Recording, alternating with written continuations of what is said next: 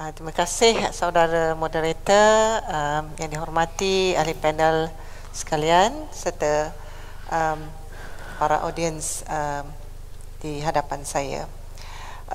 Apabila bercakap tentang keyakinan dan ihsan, saya melihat apa yang diterjemahkan dalam konteks buku Madani ini adalah kata konsep yang mencakupi dua perkara utama, iaitu kepercayaan dan tanggungjawab. Walau bagaimanapun, sebagai orang social science, saya orang psikologi, saya melihat dari sudut makna kepada masyarakat. Saya tidak akan membicarakan dari segi susuk tubuh Yang Amat Berhormat Perdana Menteri ataupun dari segi ataupun daripada sudut mereka yang mentadbir negeri, tetapi dari dalam kalangan masyarakat marhain.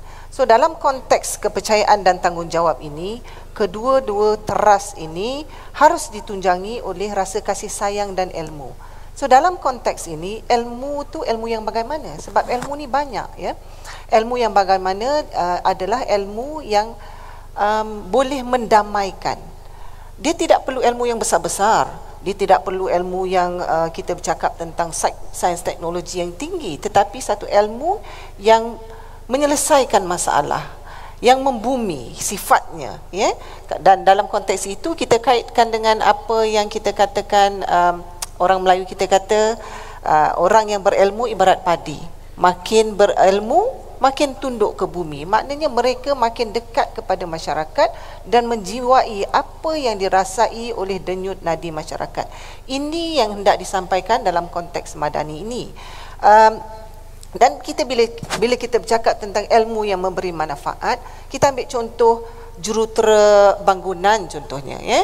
Kalau mereka membina, maknanya mereka seharusnya memikirkan supaya tidak membina bangunan yang sakit yang akhirnya akan melahirkan manusia yang masuk ke bangunan itu menjadi sakit dan juga menyakiti alam sekitar yang berada di sekitarnya. Ini harus difahami. Maknanya ilmu jurutera bangunan itu harus menjiwai apa yang berada di sekitaran dan juga yang memaknai kepada manusia yang akan memasuki bangunan tersebut. Dan ini kita boleh lihat dalam konteks saya kalau lalu minta maaf lah, ya, kalau lalu di Hospital Sedang tu kita ada baru bina parking lot, dan parking lot itu seharusnya menyelesaikan masalah lah, tetapi nampaknya masih lagi banyak kereta-kereta yang parkingnya di tepi-tepi jalan. Dan dalam konteks membentuk kepercayaan ini, kita menuntut sistem dan polisi yang adil dan juga dimanifestasikan secara jelas. Dia tidak boleh retorik. Maknanya satu sistem itu harus holistik sifatnya, harus dirasai, harus dijiwai. Dalam kata yang lain, kita bercakap tentang kesejahteraan tadi, kita bercakap tentang kesejahteraan, maknanya bila kita rasa kesejahteraan itu boleh dirasai, bukan hanya disebut ataupun dipamerkan, tetapi tidak dirasai oleh setiap yang berada di dalam masyarakat di Malaysia ini. Bila kita bercakap tentang itu, bercakap tentang telur, ya, bercakap tentang telur. Sekarang ni sibuk isu telur, ya, saudara moderator. Bagaimana telur ini dapat dimaknai dengan melihat ilmu berkenaan telur itu, dan bagaimana kita patut tahu keperluan seseorang berkenaan telur. Contohnya, saya bagi contoh, kalau kita merasakan telur itu penting, ya, tetapi bukan hari-hari, bukan untuk setiap orang. Jadi ini harus difahami untuk menunjukkan rasa yakin kita, ya, dan rasa ihsan kita itu. Dan apabila kita bercakap tentang polisi yang dirangka, ia haruslah sensitif dengan masyarakat setempat dan juga mengambil kira alam sekitar yang di mana kita berada, ya. Sebagai contoh, kalau kita membangunkan bangunan, harus mengambil kira sungai-sungai yang berada sekitar, pokok-pokok yang berada sekitar, Ini tidak harus dimansuhkan. Dan apabila kita mendengar, pihak-pihak yang berwajib seharus mendengar dengan rasa. Dia bukan sekadar mendengar kita secara retorik, tetapi tidak menghasilkan apa-apa tingkah laku yang bermakna kepada masyarakat setempat. Kalau bahasa psikologinya, kita seharusnya ada rasa empati dan bukan saja simpati. Dalam konteks ini, bagaimana anak-anak muda, contohnya bila kita bercakap tentang kepercayaan kepada pemerintahan yang ada, bagaimana anak-anak muda yang sedang bergelut dengan ekonomi, sedang bergelut dengan kesihatan mental, harus dirasai oleh semua pihak yang terlibat dalam sistem ini. Sebagai contoh, kajian terbaru oleh IRIS yang diterbitkan pada 2023 menunjukkan 6 daripada 10 belia yang terlibat dengan kajian ini sedang mengalami depression. Depression ni bukan satu benda yang wewenangan. Dan kalau kita lihat akhir ini, bila saya dapat kes-kes yang terkini, saya melihat ramai anak-anak muda kita yang mengadu bahawa hidup mereka tidak memberi makna. Jadi apakah ini yang kita kata kesejahteraan yang perlu diterjemahkan dan perlu dipertanggungjawabkan kepada mereka yang memegang tampuk kepimpinan. Jadi untuk membentuk anak muda yang sejahtera, contohnya yang merentas bandar serta luar bandar, kita harus bekerja dalam konteks satu ekosistem yang bergerak secara bersama. Dalam konteks polisinya, dalam konteks sistemnya, dalam konteks masyarakatnya, seharusnya memahami apa yang dimaksudkan dengan yakin dan percaya, sebab ianya tidak akan diterjemahkan sekiranya tidak dilaksanakan dengan bertanggungjawab. Dan tanggungjawab yang dilaksanakan ini harus didasari oleh rasa diri sentiasa diperhatikan ataupun muraqabah. Justru itu isu integriti, rasuah dan sebagainya yang kita rasakan menjadi satu isu yang menjadi keresahan kepada masyarakat umum, seharusnya ditangani dengan baik dan dilihat oleh masyarakat setempat bahawa ia benar-benar dilaksanakan dan tidak menjadi satu isu yang boleh diketawakan. Dan bila kita bercakap tentang hubungan, keyakinan, kepimpinan dan masyarakat ini, ia perlu diterjemahkan di mana kepimpinan yang ada perlu turun untuk merasai denyut nadi masyarakat. Dan denyut nadi ini tidak boleh turun sekali-sekala. Dia kena juga ada, mungkin kalau kita tengok dalam konteks Sultan Muhammad Al-Fatih, bila dia tidak berjaya, dia melihat bukan saja orang bawahan, dia melihat di pasar-pasar, dia melihat orang kaya, bagaimana orang kaya menggunakan kesejahteraan yang mereka ada. Dan kita melihat dalam konteks ini cukai. Cukai ini sebenarnya seharusnya dimaknai oleh kedua-dua pihak, bukan saja pemberi ataupun pembayar cukai, tetapi oleh mereka yang mendapat manfaat daripada cukai tersebut. Jadi bila kita bercakap tentang keyakinan, maknanya kalau orang memberi cukai itu, dia merasa duit yang diberikan itu diagihkan kepada mereka yang berhak. Jadi dapat memberi dengan tenang. Tidaklah mereka risau kekayaan itu diragut. Dia tidak akan rasa begitu. Dan ini hanya boleh dicapai sekiranya mereka yang terlibat dalam konteks pemerintahan ini benar-benar merasai dengan turun ke bawah dan merasai apa yang patut yang sedang berlaku dan apa yang patut mereka lakukan untuk mengurangkan jurang rasa tidak selesa yang sedang dirasai oleh masyarakat kebanyakan. Dan dalam konteks ini, bila kita bercakap tentang luar bandar dan bandar, kaya dan miskin ini, kesenjangan ini sepatutnya kalau kita ambil daripada Mahatma Gandhi, dia kata the resource in this world is enough to satisfy every man's needs but not every man's greed. Ini yang harus minimumkan, the greed itu harus diminimumkan. So dalam konteks itu juga bila kita bercakap tentang ihsan, ihsan menjurus kepada rasa belas, tetapi tak boleh kita rasa kasihan saja.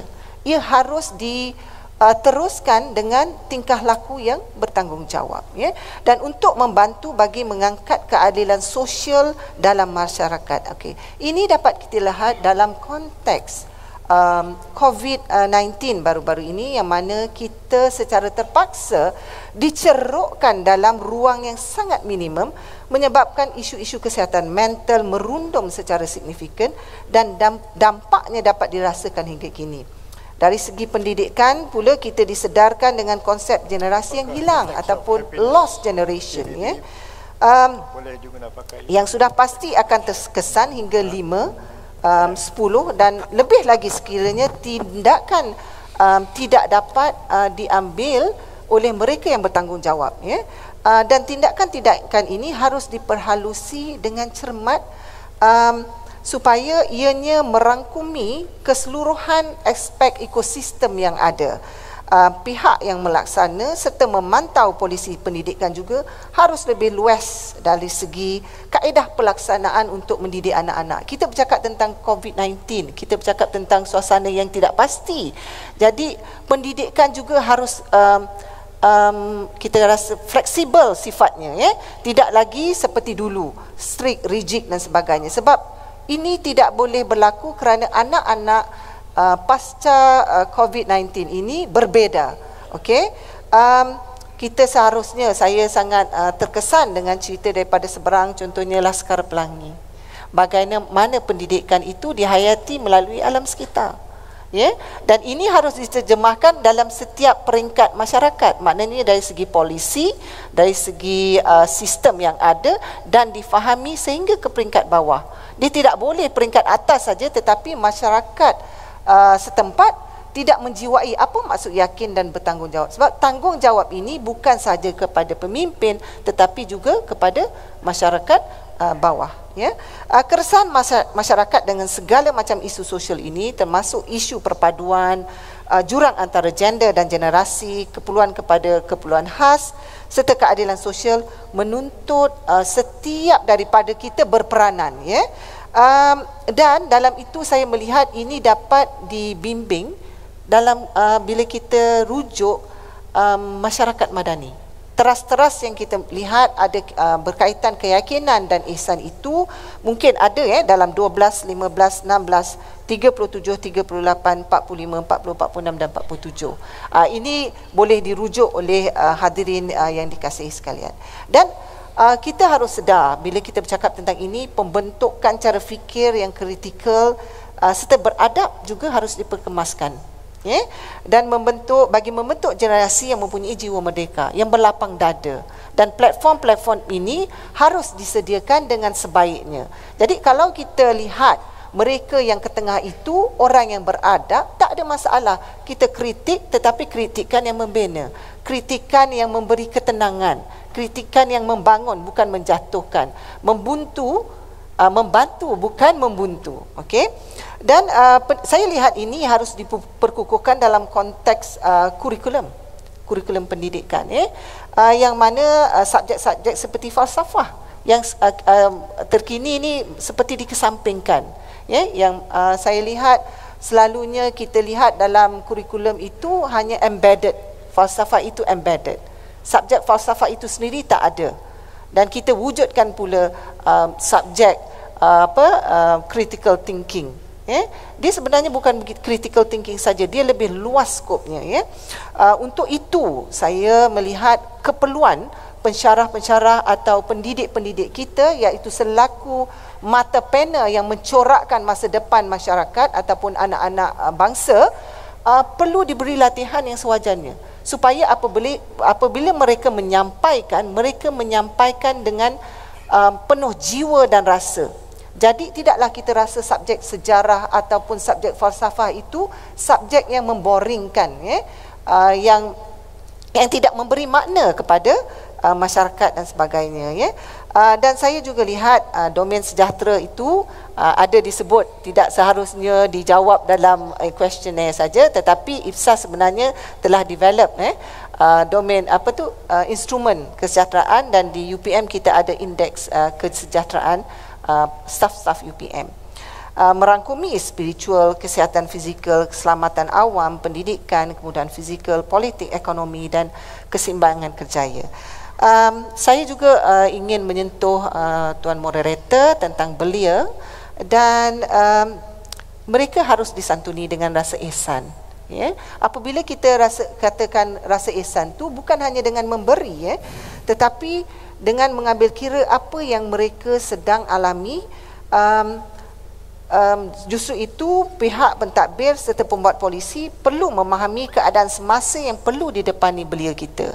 Contohnya VUCA, vulnerable, uncertainty, complexity dan ambiguity.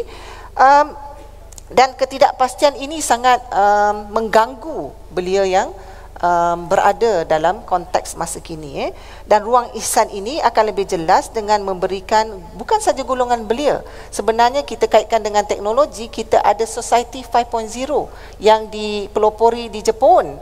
Bagaimana kita sebut tentang teknologi dan sebagainya ini membantu golongan yang kita panggil warga emas. Kalau I suka panggil belian, belia, beliau dan belian, golongan belian ini dengan menggunakan teknologi yang bagus untuk menyantuni mereka yang warga emas dan sebagainya. Ini harus kita, hanya orang yang peka dan sensitif yang dapat melahirkan perkara-perkara yang berjiwa besar seperti ini. Dan saya melihat dalam konteks belia tadi, ruang komunikasi yang berkesan harus disediakan dan juga ruang fizikal dalam konteks masyarakat bandar untuk mereka lebih menyumbang kepada masyarakat harus diberikan. Dan saya lihat dalam konteks ini ada beberapa persatuan belia yang telah dengan jelas membantu seperti AYG ataupun Adab Youth Garage dan beberapa persatuan-persatuan belia yang lain. So dalam konteks itu saya melihat perkara ini harus disantuni dengan rasa yakin dan juga yakin dan bertanggungjawab serta rasa ihsan. Saya akhiri hujah tentang keyakinan dan ihsan itu dengan kata-kata hikmah. I do not trust words. I even question action, but I never doubt patterns. Jadi kita hendak melihat ketekalan dari segi sumbangan yang dilaksanakan dalam konteks madani yang kita katakan, supaya ia tidak hanya menjadi slogan-sloganan sahaja. Itu saja.